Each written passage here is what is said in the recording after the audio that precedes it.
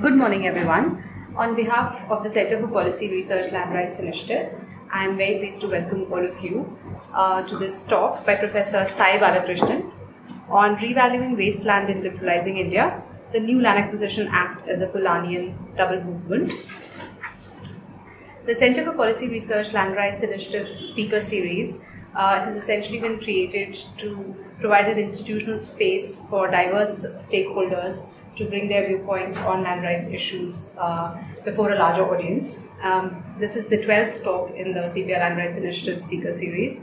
And to tell you a little bit about the speaker, Professor Balakrishnan is an assistant professor of urban planning at Harvard University's Graduate School of Design. She has also worked as an urban planner in many countries, including the United States, India, the United Arab Emirates, and in Kenya, where she was a consultant to the UN Habitat in Nairobi. Professor Balakrishnan has also served as a research fellow at the Land Governance Laboratory, a Cambridge-based not-for-profit organization which studies and disseminates tools for inclusive land resource allocation in rapidly urbanizing countries.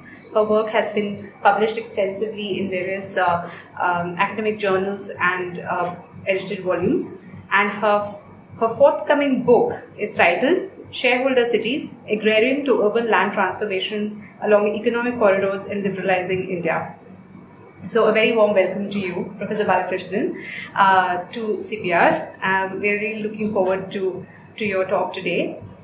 So without further ado, I'll hand it over to Professor Balakrishnan. Thank you, Namita. I'm delighted to have a chance to share some of this work with you. My talk is titled Revaluing Wasteland in Liberalizing India, and I want to start with a clause in the 2013 Land Acquisition Act. As many of you in this room may be familiar with the protracted conflict over land and the debates over the amendment to the 1894 Land Acquisition Act. And the most recent amendment to it, the 2013 Right to Fair Compensation and Transparency in Land Acquisition, Rehabilitation and Resettlement Act, which I'll refer to as LARRA in the rest of the talk. So I want to start this talk by looking at a specific clause within LARRA, Chapter 3, Section 10, which mandates that, open quote, no irrigated multicropped land shall be acquired under this Act. Such land may be acquired subject to the condition that it's being done under exceptional circumstances as a demonstrable last resort. And whenever multicrop irrigated land is acquired, an equivalent area of cultivable wasteland shall be developed for agricultural purposes, close quote. Now, at first glance, this multicrop wasteland clause sounds quite reasonable, right? In the interest of food security, this clause will protect scarce, fertile agricultural land from urban expansion. But each of these concepts, scarcity, fertility, needs to be unpacked. And I'd like to do that by raising two questions from the clause. The first is, by mandating that multicrop land be acquired as a demonstrable last resort, the LARRA targets wasteland for urban expansion. Critical scholars have argued that the framing of wasteland as empty, unused, idle overlooks the multiple de facto uses on these lands. Often the poorest residents in a society are dependent on these lands for their subsistence needs. I want to take this argument further by asking, how were these categories of multi-crop and wasteland produced in the first place? Using the case of Western Maharashtra, I argue that these land categories, there's nothing natural about them. And these categories on which the new LARRA is now based were created by former agricultural modernization programs, including the Green Revolution. India's new urban expansion then builds on the land markets created by former development programs, including the Green Revolution. And this is an important agrarian-urban connection that I want to emphasize in this talk. During the Green Revolution, through decades of socio-spatial segregation, multicrop lands were appropriated by regional dominant castes, and this varies from the Maratha Kunbis in Western Maharashtra, the Vokaligas in southern Karnataka, the Kammas in coastal Andhra Pradesh, and so on and so forth. And the wastelands in these villages were relegated to the most marginalized groups, mostly the Dalits and Adivasis. Which then leads me to the second question: what are the distributional implications of this food security clause when most of the wastelands in India are owned and occupied by some of the country's most vulnerable groups? So let me start with the first question on how these land categories were produced in the first place. And to answer this question, I'll use the case of Western Maharashtra. So Western Maharashtra has some of the most fertile agriculturally productive land in the country. The region is rich in sugarcane cultivation. India is the second largest exporter of sugar in the world after Brazil, and more than 40% of India's sugar exports come from Western Maharashtra. Now, as you can see from these maps, if you look at the agrarian land markets in Maharashtra, or what was then called Bombay Presidency at the turn of the 19th century, you'll notice that the western region was classified as an arid zone. The influential Daniel Thorner Atlas, for instance, of the 1930s, categorizes Western Maharashtra, or what Thorner called the Maratha region, as an agro-scarcity zone where no commercially viable agriculture was possible.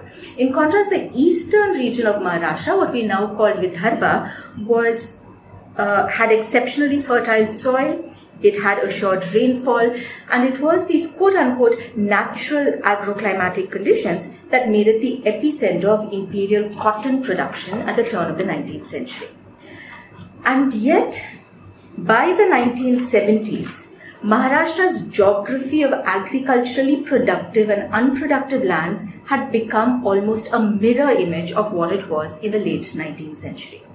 The western arid region became the sugar bowl of the country, marked in green on the map, and the eastern region was beleaguered by severe drought, and it's now the site of farmer suicides, right? And this is a dramatic transformation of political ecology when one realizes that an arid scarcity zone has now become the epicenter of production for a water-guzzling crop like sugarcane.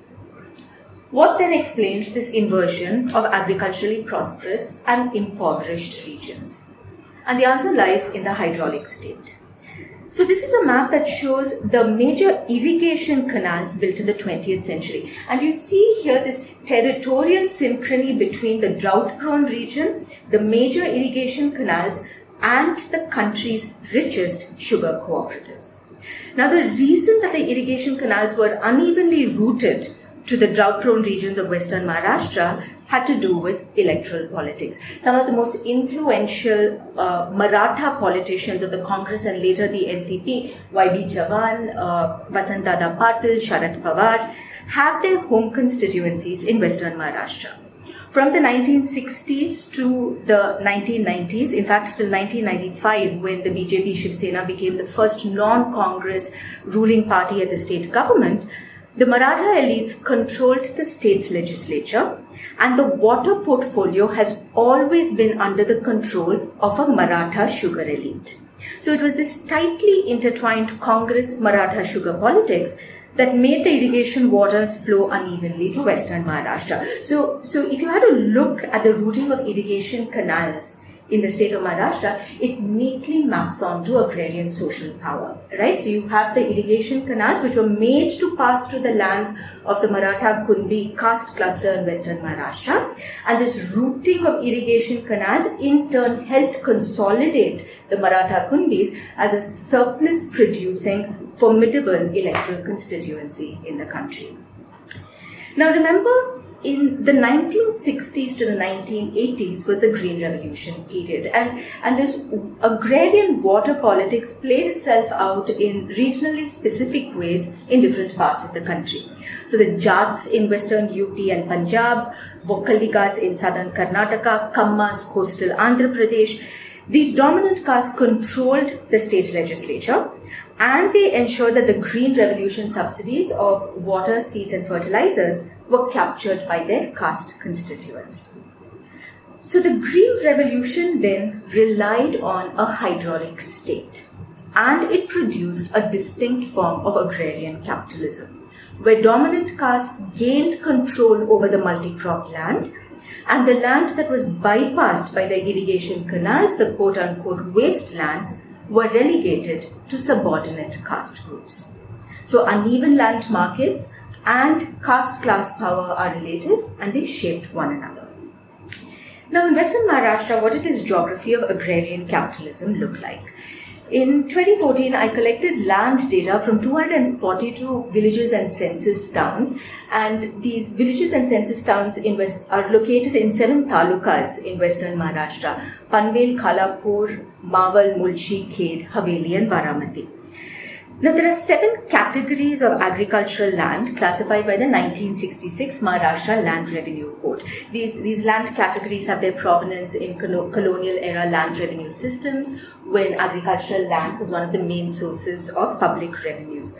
Though agricultural land tax was abolished in post-colonial India, these land categories continue to be used today, and they become the basis for determining compensation price for acquisition, as well as for setting the ready reckoner rate, or the circle rate as it's called in Delhi. Now, in these maps, I want us to focus on 2 land categories, right? The bagayat or the multi-crop land, and the dongar part or the barren and uncultivable wasteland.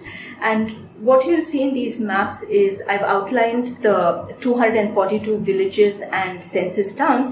Not all villages have all categories of land, and what you see in color is the villages with that specific category of land. So let's first look at the geography of multi-crop land. And you'll see here that there are 3 talukas in Western Maharashtra that have multi-crop land: Khed, Haveli and Baramati. The fact that Baramati taluka has multi-crop land should come as no surprise. Baramati is the home constituency of Sharad Pawar, and the Pawar family has held uninterrupted control over the water portfolio for the past 20 years, and they've ensured that generous doses of irrigation waters flow to their constituency. Also notice that Baramati taluka does not have any wasteland, right? And going back to the earlier Thona maps, Baramati, Khed and Haveli are located in the arid agro-scarcity zone. In contrast, take a look at the Mulchi taluka. Now, the Mulchi taluka is located in the Western Ghats. Some of the major rivers in India originate in the Western Ghats. And the Mulchi taluka, for this reason, has one of the highest density of dams in the country.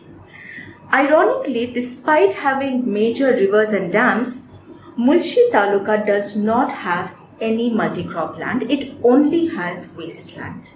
Right? So you see here this spatial mismatch of the costs and benefits of big dam construction. The Mulchi residents had their lands flooded and rendered waste by the big dams, but the irrigation water from these dams was made to flow by the electorally powerful Marathas to the drought-prone talukas, which then helped transform the Western Maharashtra arid region into a sugarcane exporting zone.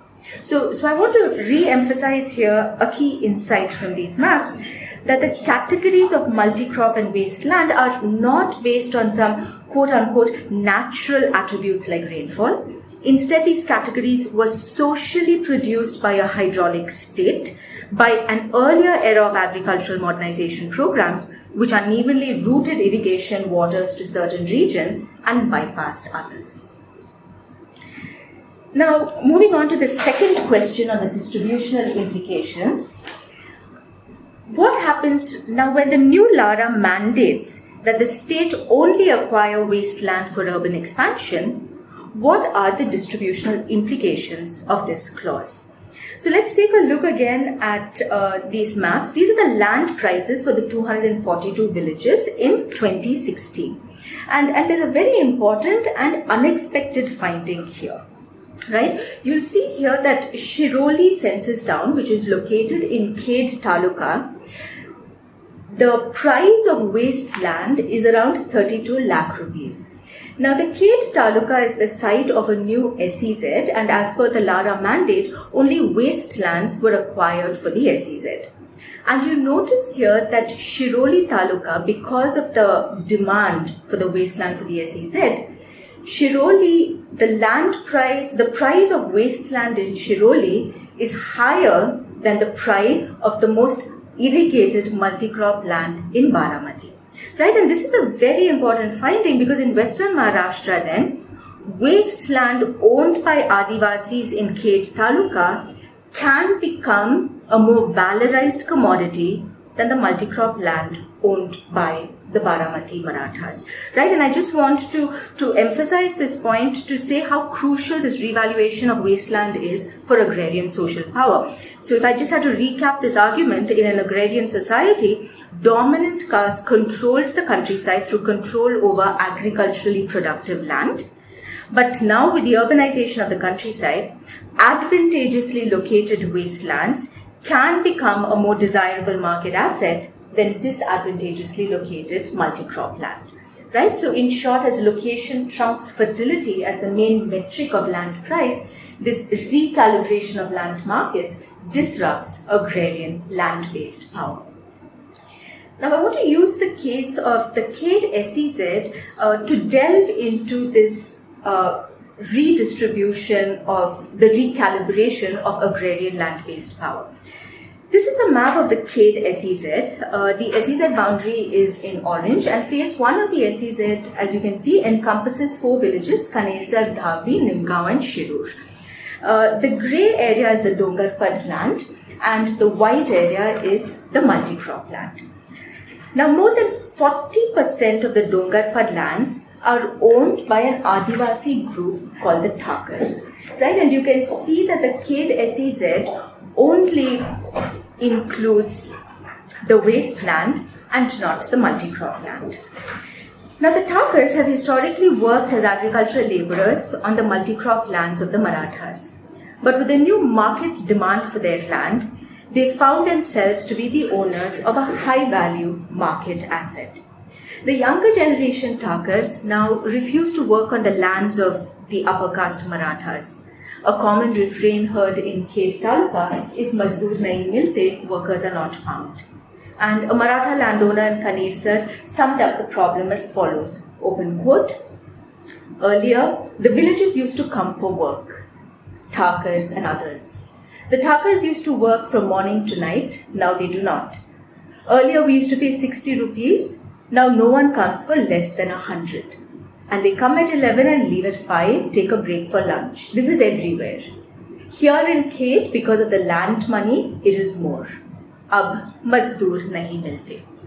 So the younger generation Thakars are using the revaluation of their wasteland to increase their bargaining power vis-a-vis the Marathas. My first visit to the Kanesar Thakar settlement took place in 2010, and this is an image from the earlier Thakar settlement. At sundown, the scattered cluster of one-room houses made of rammed mud walls and thatched roofs was plunged in darkness. The Thakar settlements were on hillocks and had no access to water or electricity. 2 or 3 cows were tethered outside the houses, and a row of steel pots lined the external plinths. With these pots, the women would fetch water from public taps located in the Gauthan in the village center, trekking 45 minutes each way every day to their only water source. Now, with the building of the new SEZ, the Kanesar Thakars were relocated to a new settlement colony, as you can see in this image. The acquisition of only wasteland for the CADE SEZ meant that the Thakars' lands were in high demand. And the Thakars then used their locational advantage to negotiate with the Maratha local elites and the SEZ bureaucrats. They demanded that their new resettlement colony is located closer to the Kanesar Gauthan so that women and children have to walk less to reach basic public amenities like water wells and government schools. Right? And this is a key point, that the Thakars were willing and eager to give up their land for the new SEZ, not for the profits to be made from land redevelopment, but for the increased bargaining power that comes with the revaluation of their land. Right? The Thakars should have had access to a public service like water, which they didn't because of caste discrimination, and they're now leveraging their status as landowners to change the geography of water access, which was previously skewed towards the fields of the upper caste Marathas. But it's also important to emphasize that not all the CADE Thakars are eager about the revaluation of their wasteland. Now, in Kanesar, the younger generation male Thakars control titles to their land.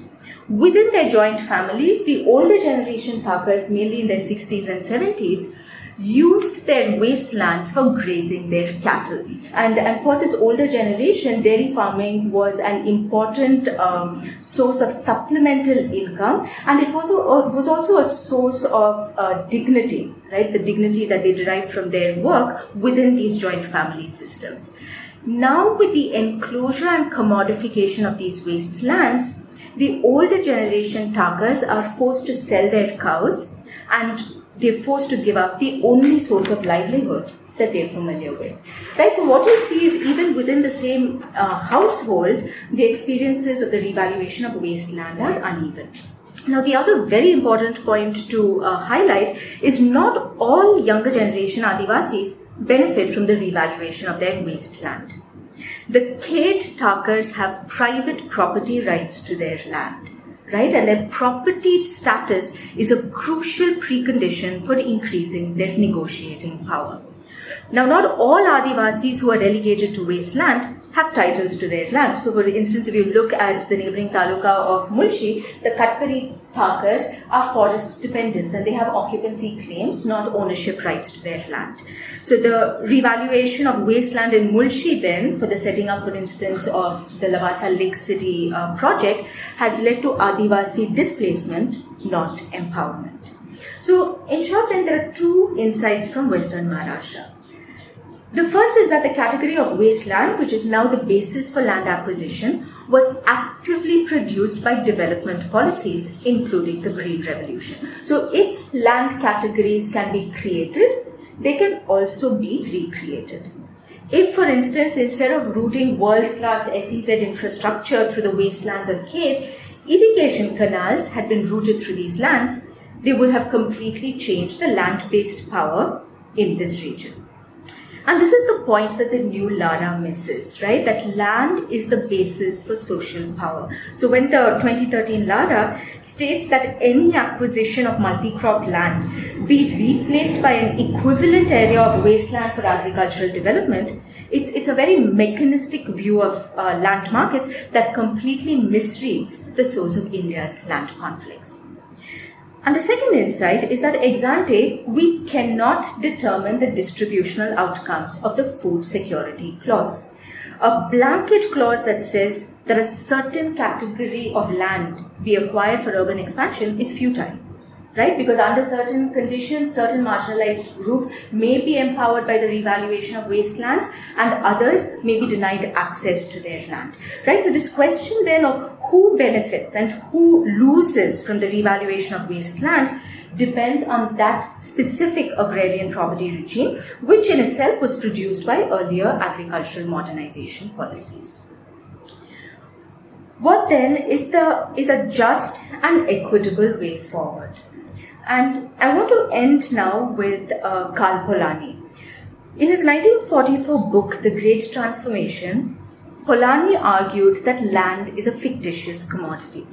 And what he meant by this was that land is not an object that was originally produced for sale on the market.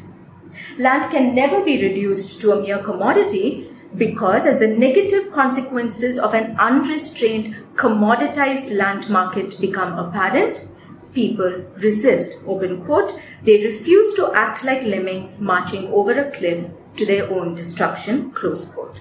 And this is what Polanyi called the double movement, right? Any effort to commodify land will be resisted and met by counter movements to either slow down the rate of market change or to protect certain lands from the incursions of the market.